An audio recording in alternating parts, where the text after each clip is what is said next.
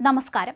ദക്ഷിണ ലബനാനിലെ മജ്ദൽ സൗണ്ട് ഗ്രാമത്തിൽ ഹിസ്ബുള്ള ഉപയോഗിച്ചിരുന്ന പ്രധാന ഭൂഗർഭ തുരങ്കം വ്യോമാക്രമണത്തിലൂടെ തകർത്തതായി ഇസ്രായേൽ പ്രധാനമന്ത്രി ബെഞ്ചമിൻ നെതന്യാഹുവും പ്രതിരോധ മന്ത്രി ഇസ്രായേൽ കാട്സും സംയുക്ത പ്രസ്താവനയിലൂടെയാണ് ഇക്കാര്യം അറിയിച്ചത്. അമേരിക്കയെ മുൻകൂട്ടി അറിയിച്ച ശേഷമാണ് ഈ സൈനിക നടപടി സ്വീകരിച്ചതെന്നും ഇസ്രായേൽ വ്യക്തമാക്കുകയും ചെയ്തു. ഏകദേശം 200 മീറ്ററിലധികം നീളവും 25 മീറ്ററിലധികം ആഴവുമുള്ള ഒരു വലിയ ഭൂഗർഭ കേന്ദ്രമാണ് ഇസ്രായേൽ തകർത്തത്.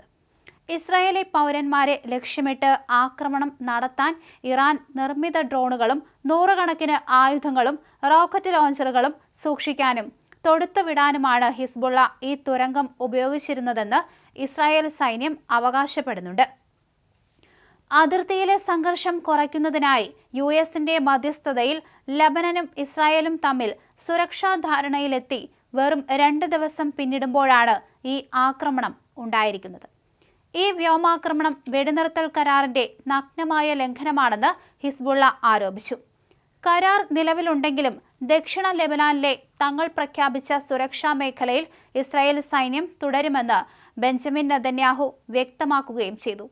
വടക്കൻ ഇസ്രായേലിലെ ജനങ്ങളുടെ ഭീഷണി പൂർണ്ണമായി ഇല്ലാതാക്കാൻ ഭീകര കേന്ദ്രങ്ങൾ തകർക്കുന്ന നടപടികളുമായി മുന്നോട്ടു പോകുമെന്നാണ് അദ്ദേഹത്തിന്റെ നിലപാട്.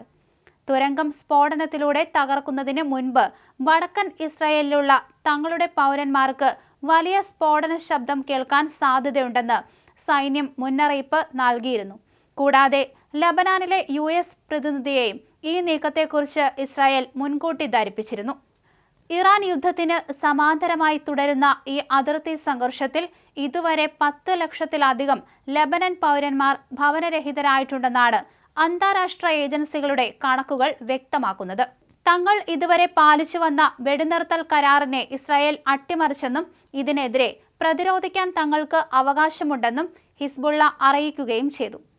ലബനനും ഇസ്രായേലും തമ്മിൽ വെള്ളിയാഴ്ച USന്റെ മധ്യസ്ഥതയിൽ ഒപ്പുവെച്ച സുരക്ഷാ കരാറിനെ ഹിസ്ബുള്ള നേതാവ് നയീം ഹാസിമും ലബനീസ് പാർലമെന്റ് സ്പീക്കർ നബീഹ് ബെറിയും നേരത്തെ തന്നെ തള്ളിയിരുന്നു. വടക്കൻ അതിർത്തിയിലെ ജനങ്ങളുടെ സുരക്ഷ ഉറപ്പാക്കാനും ഹിസ്ബുള്ളയുടെ ഭീകരവാദ അടിസ്ഥാന സൗകര്യങ്ങൾ നശിപ്പിക്കാനും തങ്ങളുടെ സൈന്യം ദക്ഷിണ ലെബനാനിലെ സുരക്ഷാ മേഖലയിൽ തുടരുമെന്ന് നെതന്യാഹു വ്യക്തമാക്കി. എന്നാൽ ഈ ആക്രമണം വെടിനിർത്തൽ കരാറിന്റെ പരസ്യമായ ലംഘനമാണെന്ന് ഹിസ്ബുള്ള ആരോപിക്കുകയും ചെയ്തു. എന്തായാലും ലബനാനിലെ പല സ്ഥലത്തും ഇത്തരത്തിൽ ഇസ്രായേൽ ആക്രമണം തുടരുകയാണ്. കഴിഞ്ഞ ദിവസങ്ങളിലും ഇത്തരത്തിൽ പല നഗരങ്ങളെയും ആക്രമിച്ച് ഇസ്രായേൽ രംഗത്തെത്തിയിരുന്നു. വെടിനിർത്തൽ കരാർ ലംഘിച്ചുകൊണ്ടാണ് ഇത്തരത്തിൽ ഇസ്രായേൽ കടന്നുകയറി ആക്രമണം നടത്തുന്നതെന്നാണ് ഹിസ്ബുള്ള പറഞ്ഞിരിക്കുന്നത്. പക്ഷേ വ്യക്തമായ രീതിയിൽ തങ്ങൾക്ക് കാര്യങ്ങൾ നടപ്പിലാക്കാൻ കഴിയുമെന്നാണ് നെതന്യാഹു പറഞ്ഞിരിക്കുന്നത്. അതുകൊണ്ട് തന്നെ ആക്രമണങ്ങൾ ഇനിയും തുടരും.